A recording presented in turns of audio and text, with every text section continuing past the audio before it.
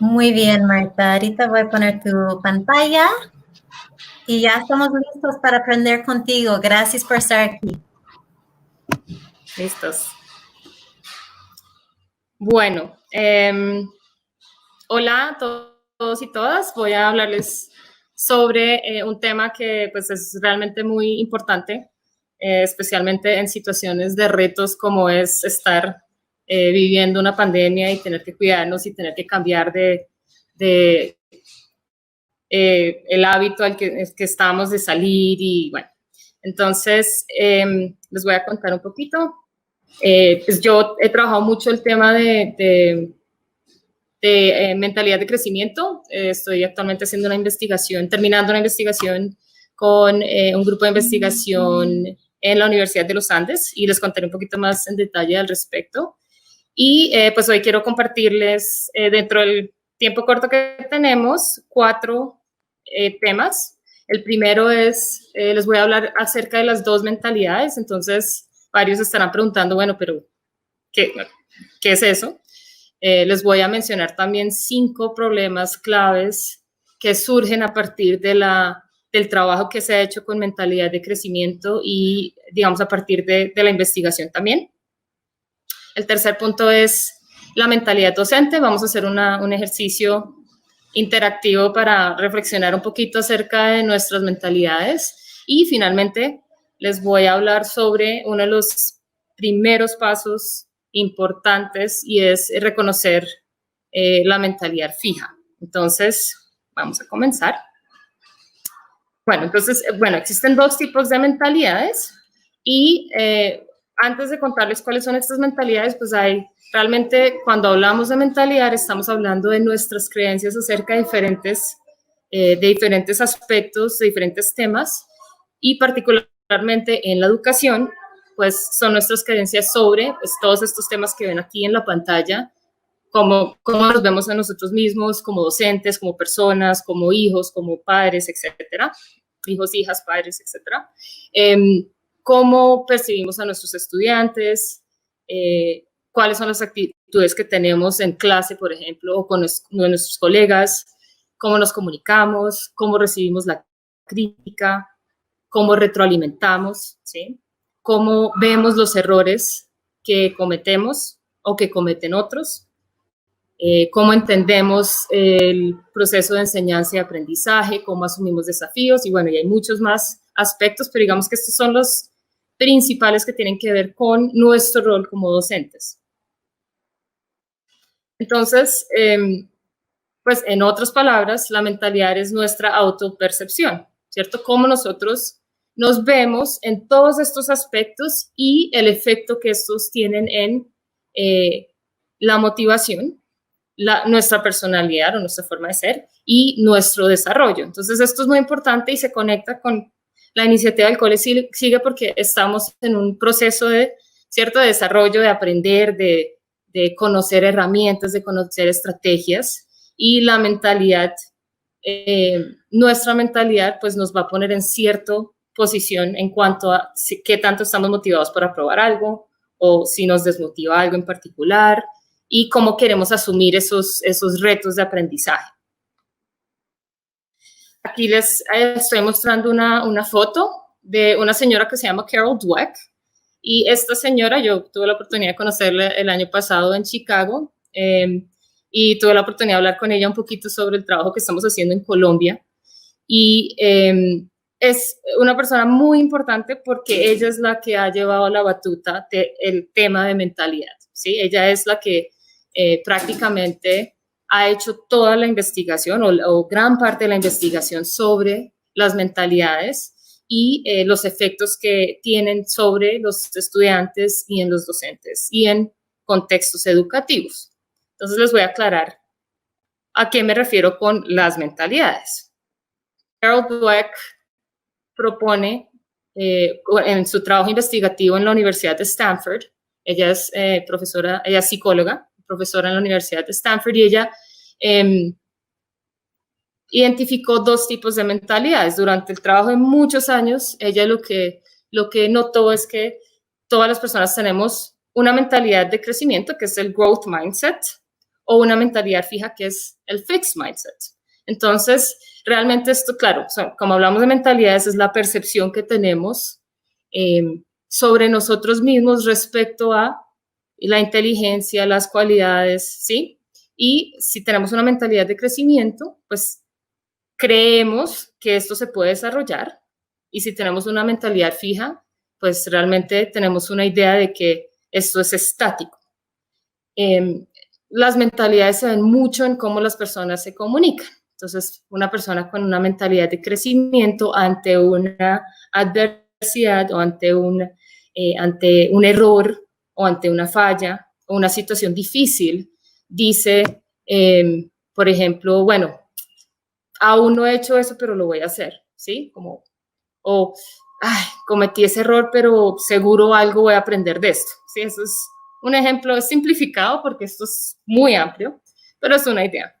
La persona que tiene la mentalidad fija, o cuando surge la mentalidad fija, uno dice, por ejemplo, no, yo no sirvo para eso, ¿sí? O yo no soy bueno para, y ahí pueden completar los espacios. Entonces, lo importante que hay que aclarar desde este momento es que Carol Dweck en su investigación dice que no hay personas con una mentalidad fija o con una mentalidad de crecimiento, sino que todos tenemos de ambas. Entonces surge la mentalidad fija en algunas situaciones y surge la mentalidad de crecimiento en otras situaciones. Puede que haya personas que tengan, digamos, que se inclinen más hacia una mentalidad que otra, pero todos, efectivamente, y a lo largo de esta presentación de hoy, seguramente van a reconocer, uy, claro, yo a veces como que me inclino hacia lo fijo, me inclino hacia el crecimiento. ¿Cuál es la idea? Pues que nosotros como docentes identifiquemos esas mentalidades, y más que identificar la mentalidad de crecimiento, es identificar la mentalidad fija, es reconocer en qué momento surge esa mentalidad fija, decir, oye, tú no puedes, no vas a poder, no eres bueno, ¿sí? No eres inteligente, no la vas a lograr. Entonces, Carol Dweck también menciona 5 situaciones claves en las cuales aparecen las mentalidades. Entonces, en situaciones donde tenemos que esforzarnos, en situaciones donde estamos recibiendo crítica, ¿cierto? Cuando, por ejemplo, nuestro coordinador o nuestra coordinadora nos dice que tenemos que mejorar en algo, que algo no estamos haciendo bien, nos está retroalimentando, ahí surge una de las dos. Entonces, uno está muy dispuesto a escuchar y a aprender y a reconocer la crítica, o uno está a la defensiva y se siente amenazado y cree que es que tienen algo contra mí, por eso me están criticando, ¿sí? Entonces ahí empezamos a ver ambas mentalidades. Otra situación es cuando otros son exitosos. Entonces, dentro del mundo, pero digamos que dentro del mundo académico, nosotros vemos que nuestros colegas, algunos son muy exitosos, algunos no tanto todavía, y nuestra respuesta a ese éxito se inclina hacia una de las dos mentalidades. O me siento inspirada, por ejemplo, si tengo una colega que está triunfando y me inspiro y digo, ¡ay, qué alegría! Y siento una alegría de corazón y qué rico, ojalá yo logre en algún momento llegar a ser como ella, porque además la admiro, ¿sí? O mentalidad fija, uy, esta persona sí, quién sabe cómo llegaría a ese punto de su carrera, ¿no? Entonces, ahí vamos viendo cómo surgen las dos mentalidades. Por supuesto, en los desafíos, situaciones difíciles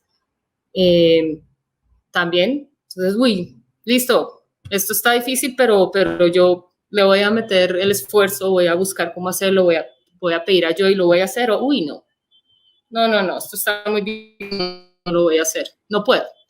Y lo mismo con los obstáculos. Entonces, aquí lo importante y lo clave es que la mentalidad de crecimiento surge en situaciones complejas, ¿sí? Bueno, de hecho, no, ni siquiera de la mentalidad de crecimiento, las dos mentalidades, ¿sí? Entonces surgen en situaciones complejas. ¿Por qué? Porque si yo estoy haciendo algo súper fácil, como tomar un cuaderno y escribir mi nombre, ahí no hay, o sea, las mentalidades no surgen porque es algo automático y no me implica ningún reto. Realmente las situaciones donde empiezan a surgir estas mentalidades de estoy dispuesto a tomar una actitud positiva hacia el aprendizaje, las adversidades, etcétera, o estoy dispuesto a no hacer nada o rendirme, pues es en este tipo de situaciones claves que les estoy compartiendo. Bueno, ya teniendo esa base, por supuesto, esto es mucho trabajo y realmente, pues espero se queden con las ganas de aprender mucho más sobre mentalidades. Quiero contarles sobre los 5 problemas claves que han surgido a partir de todo el trabajo que se ha hecho en mentalidad de crecimiento. Y pues Carol Dweck en el 2006 publicó un libro que se llama Mindset.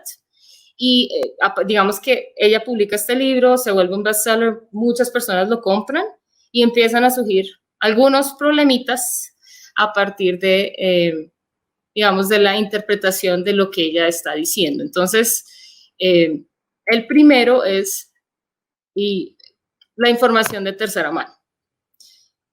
Entonces, cuando hablamos de mentalidad de crecimiento, y seguramente muchos de ustedes han escuchado en algún momento que alguien habla de growth mindset o mentalidades, etcétera, pues se volvió como un boom, se volvió una palabra, sí, se volvió un boom y todo el mundo habla de mentalidad y vamos a cambiar la mentalidad, etcétera. Y uno de los errores más grandes es recibir esa información ni siquiera de segunda mano, sino de tercera mano, o sea, leer lo que está pasando muchísimo.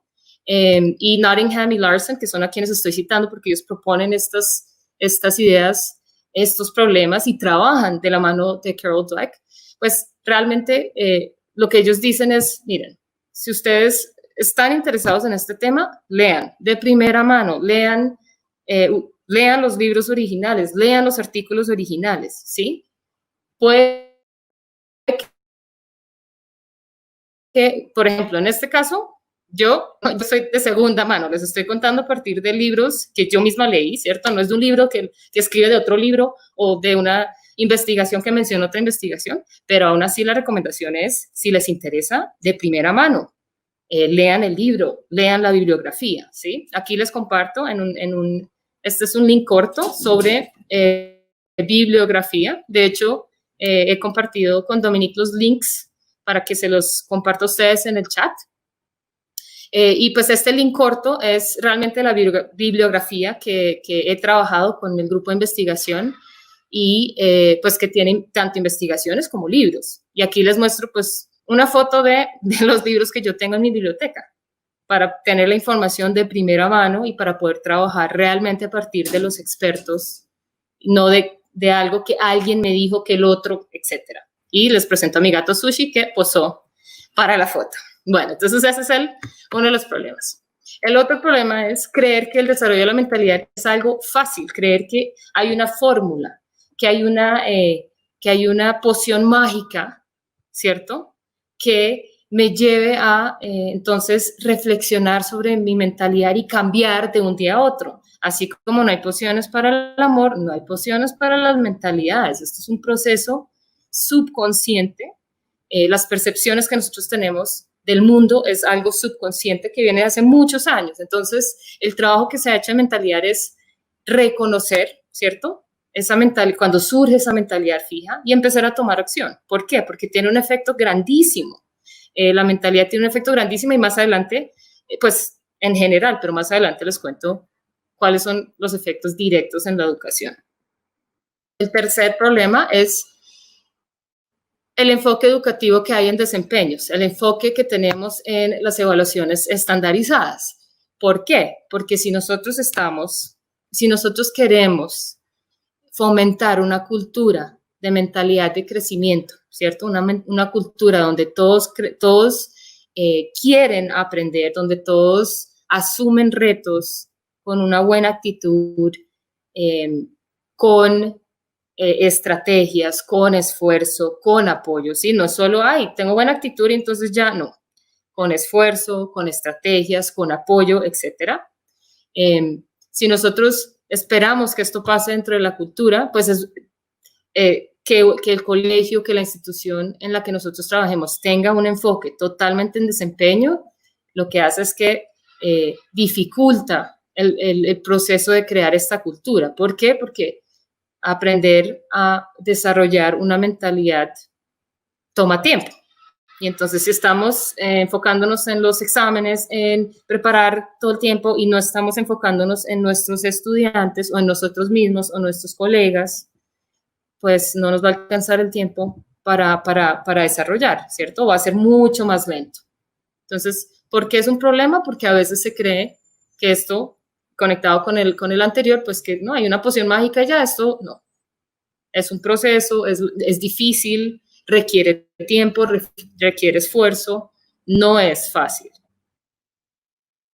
El cuarto problema ya se conecta con la investigación y es que ha habido investigaciones, por supuesto, sobre el impacto o el efecto que tiene enseñar sobre mentalidad en estudiantes, por ejemplo. Y estas investigaciones pues no han arrojado en términos cuantitativos evidencias tan significativas, ¿sí? Aquí cito como uno de los estudios más recientes de Yeager et al, porque son varios autores, incluyendo Carol Dweck. Y en esta investigación lo que ellos encontraron es que con más de 6,000 estudiantes en Estados Unidos, les hicieron una intervención de enseñándole a estudiantes de 9º grado sobre mentalidad de crecimiento, una intervención de 25 minutos y a los 20 o 21 días otra intervención de 25 minutos y luego lo que hicieron fue comparar cómo les fue en matemáticas, bueno, en general en los resultados de exámenes, pero lo que ellos encontraron, por ejemplo, que fue muy interesante, era que los estudiantes que habían tomado esta intervención habían mejorado en matemáticas y en ciencias. No fue una mejora súper significativa, pero hubo una mejora comparado con los que no habían tomado la intervención. Entonces, esto se vuelve un problema en cuanto a que se empieza a descartar, ¿cierto? Como dicen, no, como no ha habido unos enfoques, como no ha habido, perdón, unas evidencias grandes, entonces no vale la pena, ¿sí?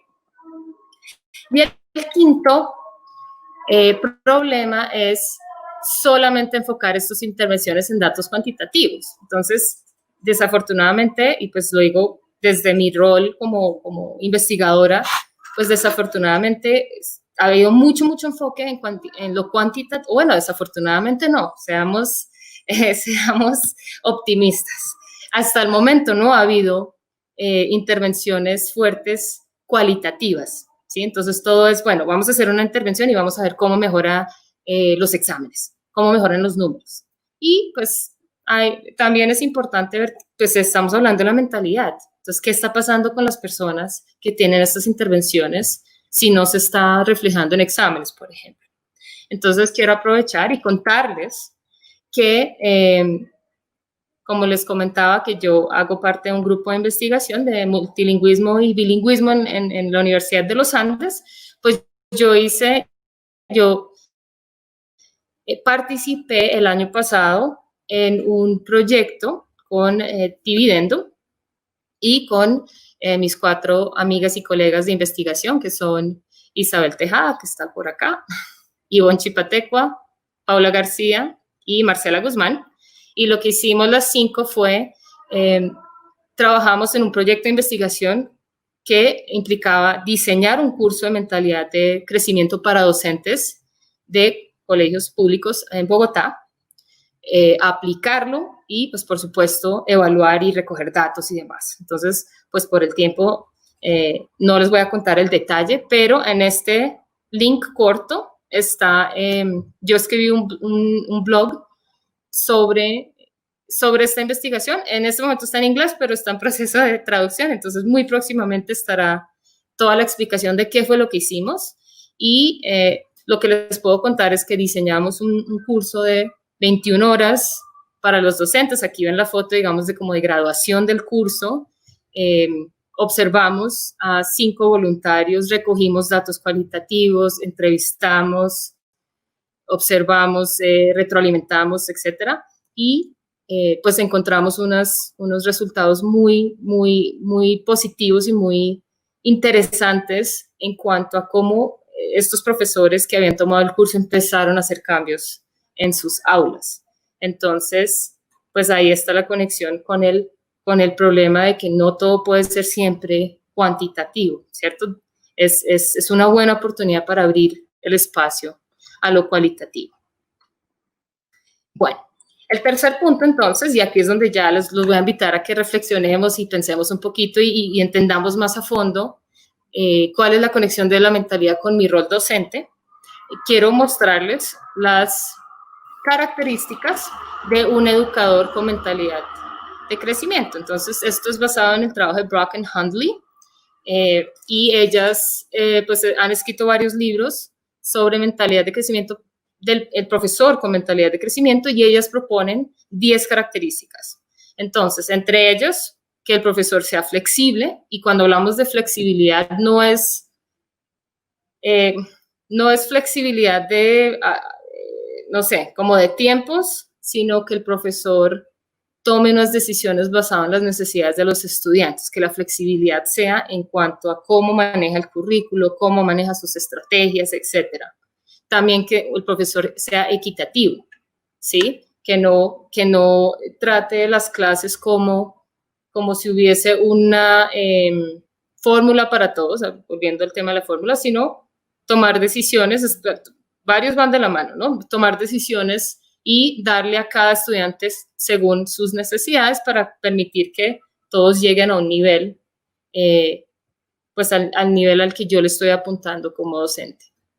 Que también que haya una orientación hacia la acción, ¿sí? Ahorita lo vemos un poquito más en detalle.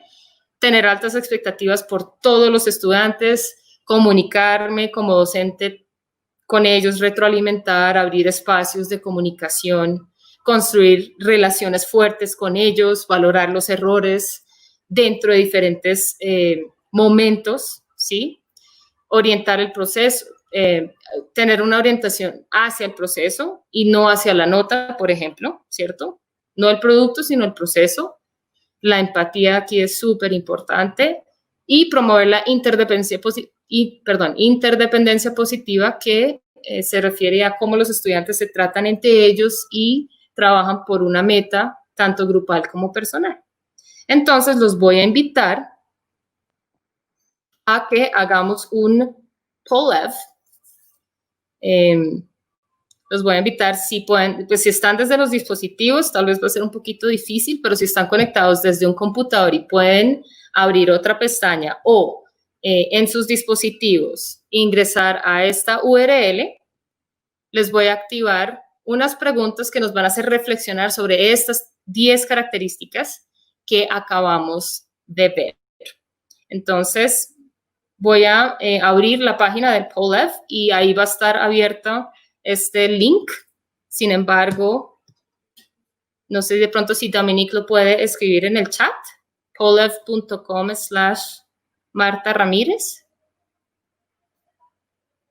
Sé que estamos, listo, sé que estamos unos segunditos atrasados, entonces, bueno. Bueno, aquí yo ya he activado el poll. Si alguno no, bueno, el link está dentro del chat, y también pues aquí van a poder verlo en la parte superior, polev.com/Marta Ramírez. Y pues antes de contestar, que algunos ya están contestando, quiero hacer algunas aclaraciones. Entonces, algo que suele pasar muchísimo cuando hablamos de mentalidad y que hace parte de los errores es que nosotros solemos contestar, y esto también lo dicen desde la psicología, yo no soy psicóloga, pero pues he trabajado este tema que tiene que ver con la psicología, y es que nosotros solemos a veces contestar lo que creemos está correcto contestar. Y lo primero en un proceso de mentalidad de crecimiento es ser honesto con uno mismo. Y la honestidad a veces es muy duro porque ahí surge la mentalidad fija, ¿cierto? como, ¡ay! ¿Cómo voy a decir que yo no estoy haciendo esto? ¿Cómo? ¿Sí? Entonces, este poll, como pueden ver, es anónimo, ¿sí? Nadie va a poder ver las respuestas, quién está diciendo qué, pero la reflexión es importante y creo que si podemos ver cómo se trabajan los números o qué nos arrojan estas reflexiones, pues va a ser mucho más enriquecedor. Entonces, el primero, entender la diferencia entre equidad e igualdad. Trabajar para brindar oportunidades de aprendizaje y distribuir recursos de manera equitativa. Distribuir recursos de manera equitativa quiere decir que yo como profesor, si yo sé que hay un estudiante, por ejemplo, que requiere una actividad adicional, yo me aseguro que a este estudiante yo le doy esa actividad porque la requiere y a los otros les doy otras actividades. Es un ejemplo, pero sí, lo equitativo no es lo mismo para todos, no es como ese one size fits all, ¿cierto? De tamaño único, entonces a todos les doy lo mismo, no. La equidad es que yo entiendo que no todos necesitan lo mismo y que yo les brindo diferentes recursos para que aprendan, ¿ok? Entonces aquí, bueno, ya vemos algunos resultados, algunos van súper bien, bueno, muy bien, algunos están ahí, bueno, ahí vamos, otros, ups, otros no muy bien. ¿Listo? Bueno, excelente. Vamos a ir con la siguiente.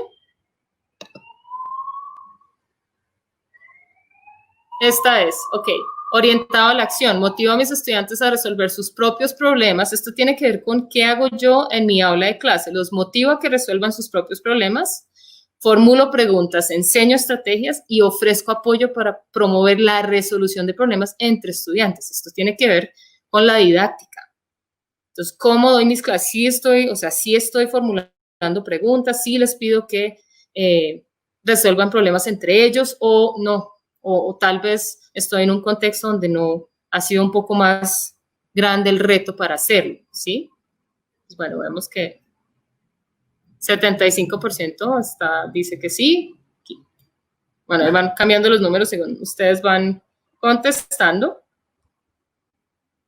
Ok, 10% dice, ok, ahí vamos. No, las gafitas es ahí vamos. Todavía hay que aprender y ahí vamos.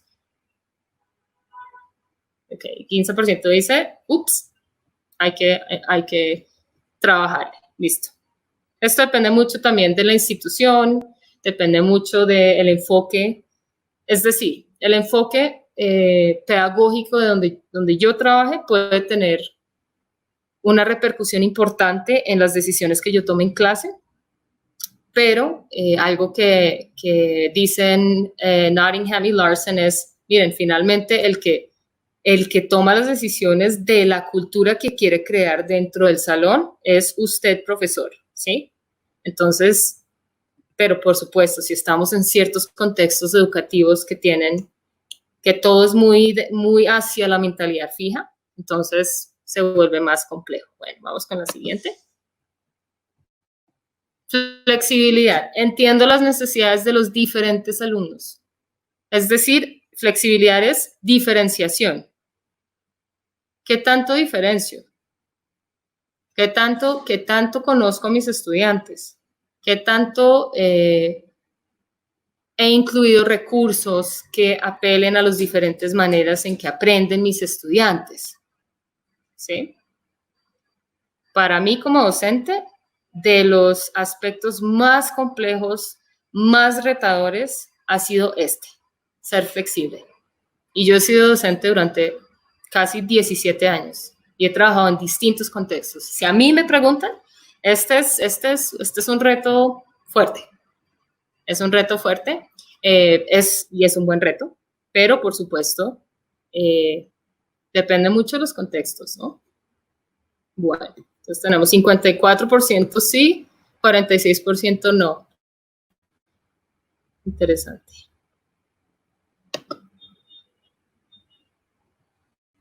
Tengo altas expectativas de cada alumno.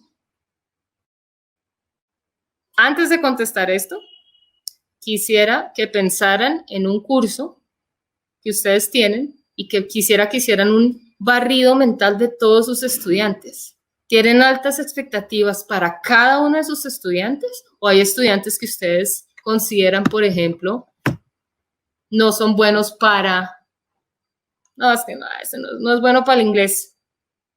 Este como que le cuesta un poco, ¿sí? Porque este le cuesta, este no es bueno. Esas frases que solemos utilizar se inclinan hacia la mentalidad fija, ¿sí? Si nosotros, un ejemplo claro de lo opuesto a tener altas expectativas para los estudiantes es etiquetarlos, ponerles una etiqueta.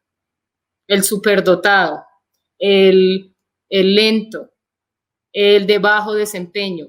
Esas etiquetas indican que no hay altas expectativas. Ya les puse una etiqueta y la etiqueta lo que hace es encerrar al estudiante en bajo un nombre, ¿cierto?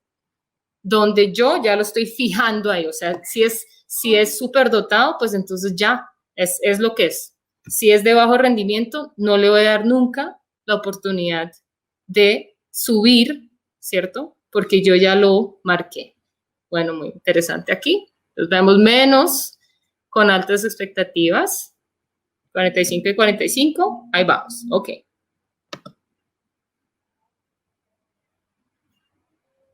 Bueno, vamos con la comunicación. Antes de contestar, entonces, ofrezco gran cantidad de comentarios orientados al proceso.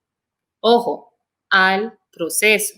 Cuando yo califico, cuando yo evalúo, cuando yo escribo comentarios a mis estudiantes, estoy hablando del proceso. Estoy dando comentarios que le indican al estudiante, por ejemplo, cuál ha sido la estrategia que utiliza. Estoy mencionando qué fue lo que hizo bien. Estoy mencionando qué puede hacer para mejorar o estoy poniendo buen trabajo. Si estoy poniendo buen trabajo, pues trabajo no le estoy diciendo gran cosa, ¿sí?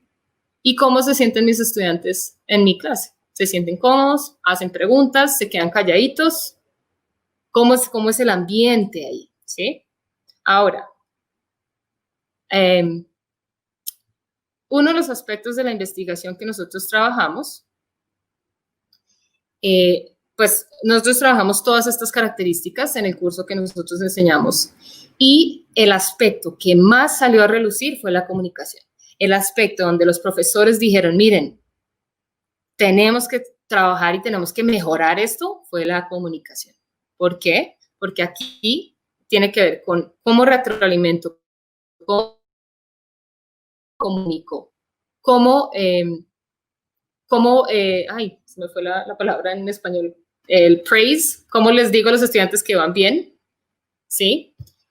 Y qué tanto, o sea, qué tan profundo estoy entrando en esa comunicación. Entonces, bueno, ahí vemos, entonces aquí vemos 23%, está diciendo, bueno, ahí más o menos hay que trabajar, Bueno, en cuanto a las relaciones que tengo con mis estudiantes, demuestro cariño y preocupación por ellos, los conozco, sé cuáles son sus intereses, sé cuáles son sus pasiones, sé qué es lo que está pasando con ellos. Creo que esto depende mucho del contexto y depende de cuántos estudiantes tenemos, ¿no? Si tenemos 50, 120 o 180 estudiantes, tal vez es un reto lograr conocerlos, pero asumir el reto y tratar de conocerlos lo más que podamos con el tipo de actividades que hacemos, pues es importante. Bueno, ahí vemos grande loops y seguramente tiene mucho que ver también con la cantidad de estudiantes con los que contamos. Bueno, vamos que se va corriendo el tiempo y... Ok, proceso. Entiendo que el aprendizaje es menos sobre el resultado y más sobre el proceso. Elogio y critico el proceso, no la persona. Aquí piensan en cómo retroalimentan. ¿Qué clase de retroalimentación le digo al estudiante? Le digo al estudiante, retroalimentación puede ser escrita, hablada, cualquier tipo de crítica y elogio. Le digo al estudiante, por ejemplo, si yo le digo a mis estudiantes, uy, usted, qué inteligente. Ese qué inteligente, no, qué inteligente, mala idea.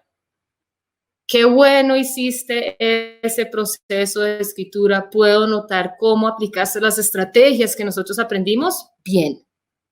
Oye, eres muy pilo. Mal. ¿Sí? Esto es algo que aprendimos en el curso y es cómo debo elogiar, cómo debo criticar el proceso y qué debo tener en cuenta y el cuidado para poder comunicarme con una mentalidad de crecimiento para que mis estudiantes con ese ejemplo también desarrollen su propia mentalidad. Listo. Valoro los errores, normalizo los errores y ayudo a mis estudiantes a valorarlos como oportunidades de aprendizaje. ¿Cómo manejo los errores yo? Si un estudiante comete un error, ¿qué digo? No te preocupes.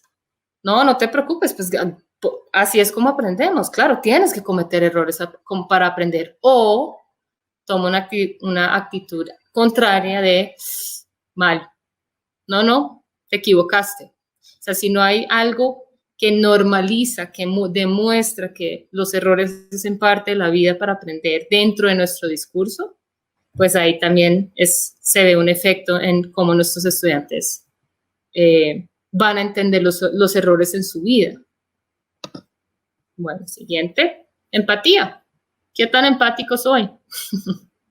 ¿Qué tanto me conecto con mis estudiantes?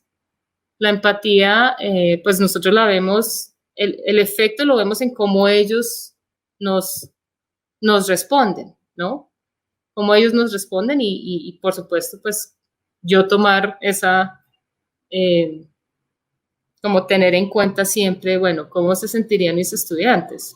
Una pregunta que yo me hago mucho de la empatía es, cuando salía de un salón de clase, ahora salgo de la clase virtual y es, bueno, si yo hubiera sido estudiante en esta clase, ¿cómo me sentiría? ¿Saldría contenta o no? Y a veces yo digo, uy, no, creo que hoy la cosa no funcionó bien.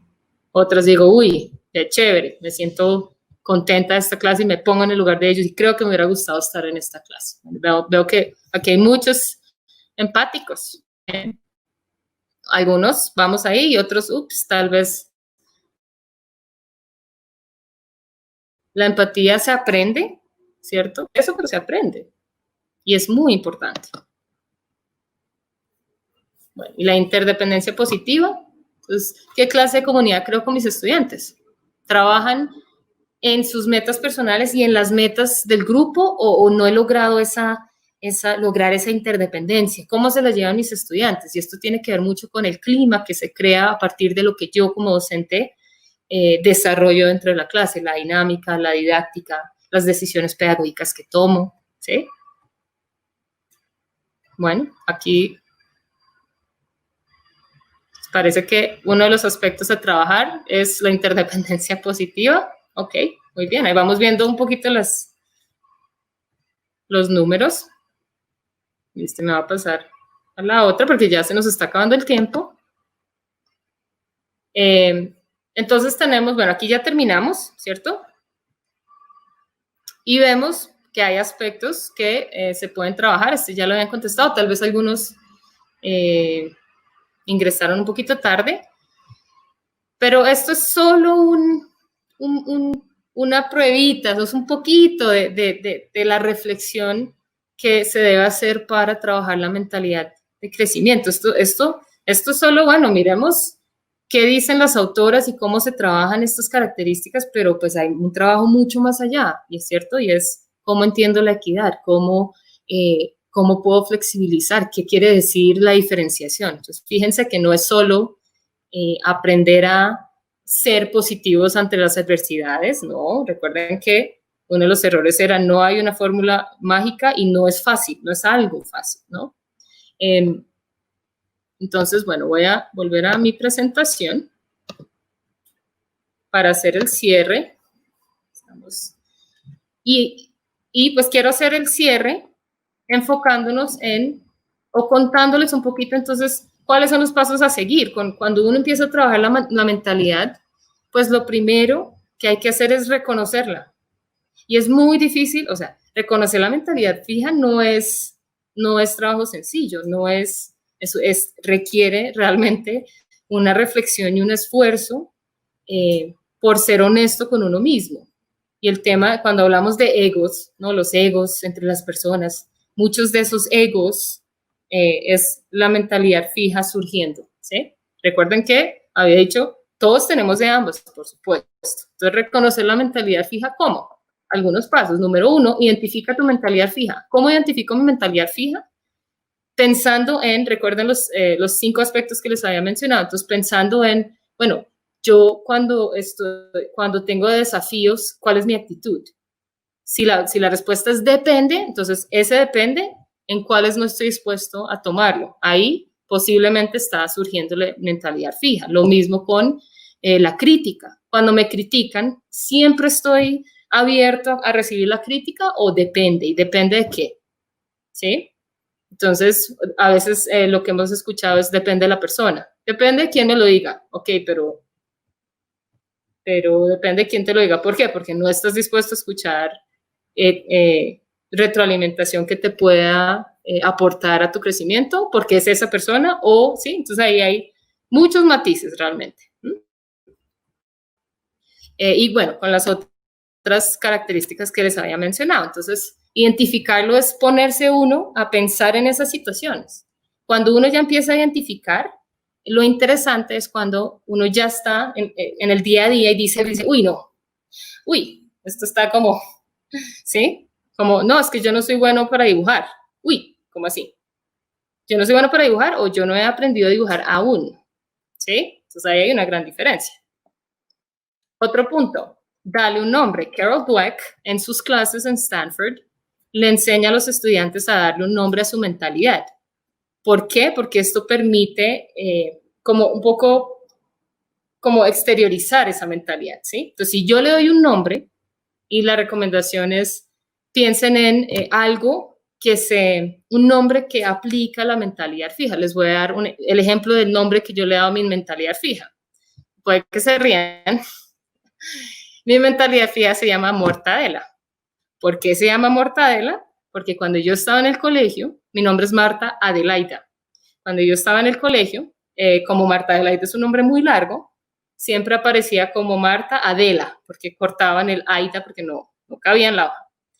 Y los profesores a veces, sin querer queriendo, decían Mortadela o decían Marta o Martadela, y entonces los compañeros me decían Mortadela y me hacían bullying con ese.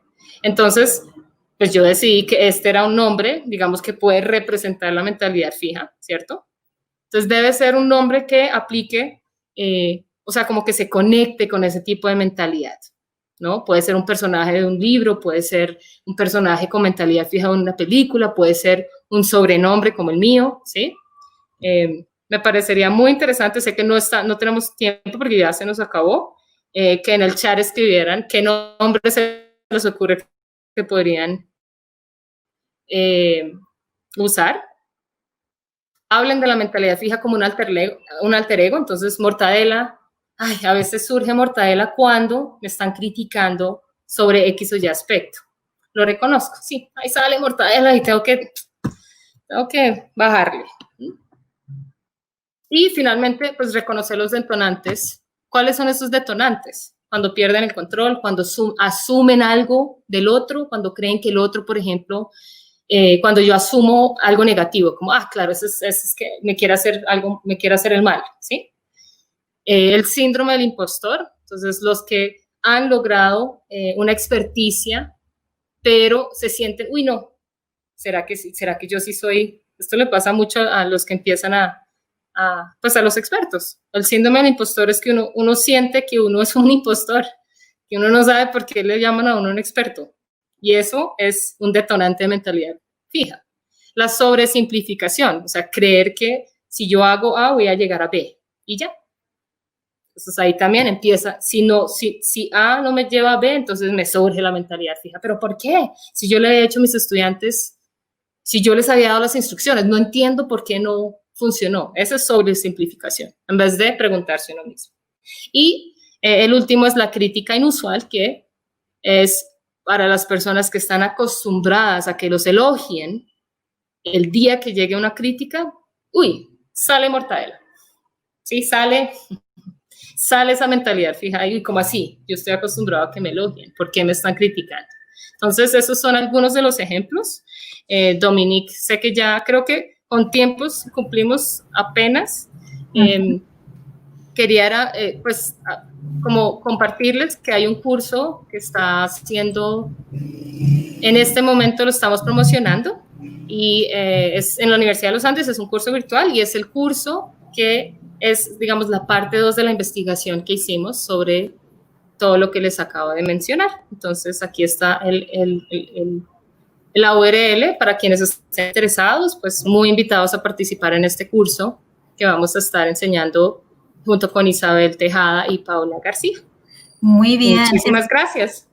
Sí, estuvo buenísima, Marta. Me siento casi que estuve en una sesión de terapia, aprendiendo tanto de mi mente y cómo puedo fomentar eso también en mis alumnos. Así que muchísimas gracias. Tuvimos varios comentarios diciendo me encanta, excelente. Rocío dice muchísimas gracias, Marta. Un abrazo. Les encantan su avatar con cabello morado. Sí, que tengo el... Muy bien. Y aquí no, pues muchas gracias. Está preguntando Joan, dice, profe, ¿qué estrategia, actividad podría usarse para promover la interdependencia positiva? Bueno, pues lo primero es tomar decisiones didácticas que impliquen un trabajo en grupo, ¿sí? O sea, lo primero es, si yo estoy trabajando en una clase donde tengo 45 estudiantes, por ejemplo, y todos, bueno, ahorita estamos en virtual, pero desde la presencialidad y todos trabajan siempre de manera individual, pues el primer paso es cómo empiezo a crear proyectos o ejercicios donde tengan que trabajar en grupo, donde tengan que rotarse entre los grupos, ¿cierto? A lo largo de las clases para que se conozcan entre ellos, para que sientan confianza, para que puedan, como que se sientan dentro de una comunidad. Y esto tiene muchísimo que ver con la comunicación del docente, cómo mi discurso también muestra como esta cultura de mentalidad de crecimiento a partir de todo lo que les he mencionado, los errores, la flexibilidad, o sea, todos son, como les digo, esto es un tema, tiene una complejidad y una profundidad que toma tiempo, pero creo que el primer punto es ese, es cómo puedo trabajar en grupo y cómo yo como profesor asumo el rol de facilitador y de conversar con ellos también para trabajar las relaciones con ellos. O sea, todo está conectado realmente. Sí, no, estoy de acuerdo contigo. Tienes mucha razón lo que dice. Tú creo que conoces a Carolina. Dice que es muy orgullosa de ti, my friend. No sé si lo conoces o no, pero te está felicitando. Sí, claro. Por ahí. Ella ha seguido todo el proceso de esta investigación. Ok, muy bien. Y trabajamos con ella Flip Learning. Sí. Súper. Pues muy bien. También como Mati dice, excelente presentación. Jonathan dice, la profe Marta, siempre inspirándome. Saludos desde Cacalchan. Ni sé cómo decirlo, pero está aquí con Cacalchen, creo que es. Ok, muy bien. Pues muchas gracias a todos. De verdad. Muchísimas gracias, Marta. De hecho, yo creo que eso fue la sesión perfecta para venir antes de lo que viene. No sé si te quedas un segundo y voy a invitar a Mari. Claro. Muy bien. Hi, Mari. You're in mute. Hi. Hi. Hi, Mari. Hi, Mari.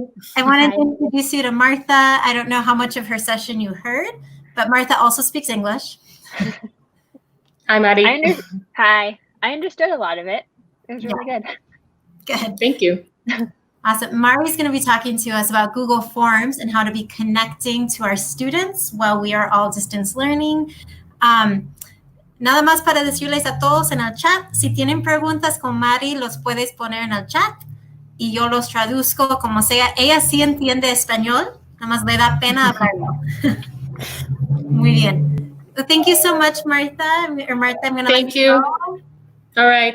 Thank you very much. Bye. Bye. Very good, Mari. I just told everyone if they want to ask questions, they can ask them in Spanish or in English. We'll translate here. But I'm so excited to have you with us today. So thank you. I'm so excited. Thanks for having me. This is super exciting. I'm going to go ahead and put a quick little video clip if you want to get ready to share your screen, and then we'll let you start presenting. Perfect.